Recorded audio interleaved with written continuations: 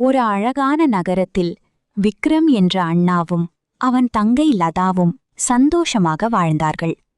லதாவுக்கு ஒரு பெரிய ஆசை இருந்தது. பள்ளி கலாச்சார விழாவில் மேடையில் நின்று பாட வேண்டும்.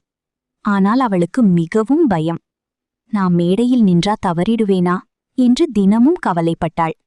அதை கவனித்த விக்ரம், பயம் வந்தா ஓடக்கூடாது, முயற்சி பண்ணணும் என்று அவளுக்கு தைரியம் கொடுத்தான். தினமும் அவளுடன் உட்கார்ந்து பாடல் பயிற்சி செய்து நம்பிக்கையுடன் நிற்க கற்றுக் கொடுத்தான். சில நேரங்களில் லதா தவறி அழுதாலும், நீ முயற்சி பண்ணுறதே பெரிய வெற்றி என்று அவளை ஊக்கப்படுத்தினான். இறுதியாக கலாச்சார விழா நாள் வந்தது. மேடையில் நின்ற லதா முதலில் பயந்தாள்.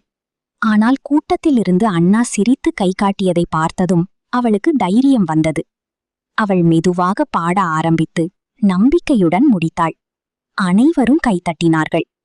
அந்த நிமிஷத்தில் லதா மகிழ்ச்சியோடு அண்ணாவை கட்டிப்பிடித்து, நீ இருந்ததால்தான் நான் முடித்தேன் என்றாள்.